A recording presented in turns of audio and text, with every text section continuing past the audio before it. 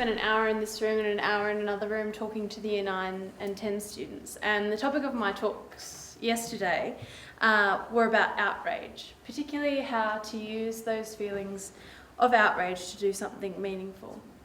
It's all too easy in our fast-paced, consumer-driven, clickbait world to be instantly outraged and to actually do nothing about it. What I asked the students yesterday was to learn to recognise those feelings of outrage that rise up in us and to act on them, boldly and with compassion. Now, I've taken a bit of a gamble today and assumed that since you've given up your Saturday morning to be here, you're probably already pretty well acquainted with those kinds of feelings of outrage. You already know something about that creeping sense that things are unfair and unjust. And so what I wanted to do was take the next 15 minutes to share with you a little of my own journey with outrage. I've been well acquainted with outrage since I was a little girl. I don't know if it was a result of being the bottom of the family pecking order and always getting the wing at the Sunday chicken roast. But I've long had a keen sense of outrage about things that are unjust.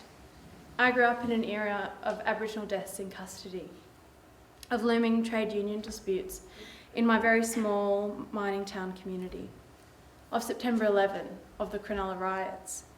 My first memory of arguing with my dad was after the Children Overboard incident. Throughout high school and university, these feelings shaped my path. At high school, I was part of an amnesty letter writing group. I raised money at my school for TIA, an international NGO, which at the time I thought was a very difficult task.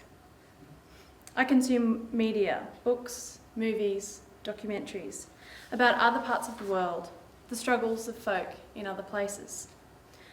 By the time I reached university, I decided to do a community work and women's studies degree. By that stage, my outrage had a very feminist edge. I took a job as a youth worker. And at some point during those years, I met a young man who seemed to share this way of looking at the world. He had grown up in Zimbabwe, and his family had been evicted from their farm and ended up in Australia. Those experiences hadn't left him bitter though, they'd left him with more compassion, and so he had started up a community development organisation working back in rural Zimbabwe. Before too long, he invited me to go and visit the project with him, and I of course said yes, thinking that my training as a community worker and all of the things that I'd seen and thought about and read about would equip me perfectly to shine in that kind of scenario. Not only go along and engage meaningfully, but maybe even have something to offer. And as it happened, I was incredibly wrong. It was one of the most difficult and toughest experiences of my whole life. I was completely and utterly overwhelmed. I couldn't process what I was seeing and experiencing. I retreated into my shell. And to be honest, at that point, I think Dave was really regretting having asked me to marry him. None of my book learning had equipped me to deal with the reality of abject poverty, of the look in the eyes of someone dying of AIDS, of the shudder in the body of a mother trying to explain why she couldn't send her children to school.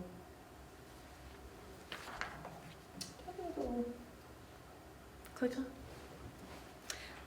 During this visit, one of the project's programs was around improving farming methods to better utilise water. So we did a lot of visiting with farmers. In Zimbabwe, as in much of the world, most of the farming is done by women. I think women represent something like 60% of the world's farmers. One day we were in a field of maize with a large group of women, and the farmer whose field it was had decided that she wanted to show me something somewhere else in the field. She didn't speak English, I don't speak Ndebele, so she'd taken my hand and started to lead me to another part of the field. But immediately, before we moved anywhere, she turned around, flipped my hand over and started grabbing at it and laughing and shouting. All of the other women rushed over and started grabbing at my hands and laughing and shouting as well. I thought it was quite funny, it was the first time that I'd felt like I really had a connection with some of the people there, and so I thought it was this great thing, until one of the community workers came over, a man by the name of Pocock, and explained to me that the women were laughing because my hand was so soft. They said that they were like newborn babies. And at the time, I sort of chuckled along with them and only realised much later that that was the exact problem I'd been struggling with. I had a great education and really cared about issues that affected the lives of these women, but I had no understanding of the day-to-day realities of their lives. Unlike me, they were strong and weathered. Their bodies told stories of hard physical labour. I never really understood what the word toil meant until then. And this was hugely confronting, because at once it highlighted my own privilege and also the wrongness of the kinds of images that are put forth about poor people. The lingering notion that somehow poverty and laziness are connected, or another narrative about the desperation and vulnerability of those in poverty, which sidesteps entirely their strength, resourcefulness, and resilience. I was overwhelmed, not by the adversity they faced, although that was shocking. I had been prepared for that. What I had not been prepared for was the kinds of people I would meet and the way my own life would then be exposed. That outrage, that sense of things being unfair and unjust, was now turned squarely in my own direction. The next few years saw me do what most of us do when we're faced with outrage and push those feelings to one side. I couldn't get rid of them, but I tried my hardest not to think about them. Then we moved to Canberra and I decided to go back to uni to do my Masters in International Development. At the same time, we bought a house with a sizable garden to house ratio. Big garden, tiny house. Dave's farming roots were calling to him, but after tearing his ACL and facing a year of not being able to play rugby, the garden became even more important for his mental health. Unfortunately, or fortunately for me as the case turned out, that meant a lot of the physical labour was beyond him. Enter the farm labourer. I moved soil, dug trenches, planted, carted, carried, weeded. You name it, that year I learnt how to do it. One day, in about 3 hours, I moved just over 3 tonnes of crusher dust from the driveway to the back corner of the yard to create a stable bed for the new water tanks. Things that I had never done, that seemed beyond my capacity, suddenly became doable because they simply had to be. And in the midst of this, I found a deep sense of joy, of, excuse the pun, groundedness. The very practical tasks of the garden, of producing our own food, tomatoes, eggplant, cabbages, eggs, even 18 roosters for the pot, changed my relationship with my body. Our overculture forces women outside of their bodies. We become observers of ourselves because our bodies are being looked at, not lived in. In the garden, I found the satisfaction of living inside my body, of producing things that would in turn nourish my body. I found joy in hard work, in physical labour. In the years between that first trip to Zimbabwe and moving to Canberra, I had become increasingly interested in the injustice perpetrated in our food system. But it had never occurred to me that there were any real implications for my life, apart from, boycotting Nestle or things like that. Suddenly, here was a way to embody some of my values.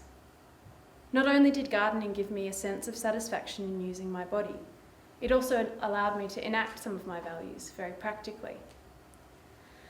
By the time I was coming to the end of my Masters, I had to do a small research project. So I interviewed women involved in alternative agriculture in Australia. And what I found was that they also shared that sense of joy. They identified that there is a power that comes from what we ended up calling a condition of flourishing. And it is built upon the joy of using one's body in the day-to-day tasks of living out one's values. In my research, I found that for each of the women, this embodying of values leads to caring for themselves, others, and the earth in a way that reflects a kind of dance between the very head-based knowing that had characterised all of my previous outrage before I entered the garden and the very practical tasks of being. One of the women I interviewed, a pioneering market gardener in her 60s, said to me, "It's a joyful, wonderful way. It's almost indecent to know that every day that your actions every day are doing something that is subversive and is thoughtful and possibly world-changing. And you can do it. I mean, anybody can do it. That's the miracle of it." For me, finding a way to live out some of what I believe about the world, to do something, even though it is a tiny, tiny thing that is resisting some parts of the world that outrage me, has given me the energy to think more deeply, to care more deeply. My experience of growing food is obviously vastly different to the women I have come to know in Zimbabwe. It is a very privileged kind of gardening, but it is a practice that has transformed my life, change the way that I see myself, the earth. It is a practice that sustains me. My hope is that you all will look for and find lessons in unexpected places, that you will find a way to practice your values in a daily sense, that your outrage would not be dampened, but that it would be channeled into practices that sustain you and allow you to maintain your fight. In the words of Catholic priest, peace activist and poet Daniel Berrigan, some stood up and sat down. Some walked a mile and walked away. Some stood up twice, then sat down. It's too much, they cried. Some walked 2 miles, then walked away. I've had it, they cried. Some stood and stood and stood. They were taken for fools, taken for being taken in. Some walked and walked and walked. They walked the earth, they walked the waters, they walked the air. Why do you stand, they were asked, and why do you walk? Because of the children, they said, and because of the heart, and because of the bread. Because the cause is the heart's beat, and the children born, and the risen bread.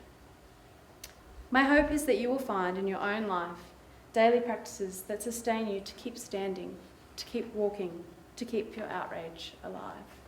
Thank you.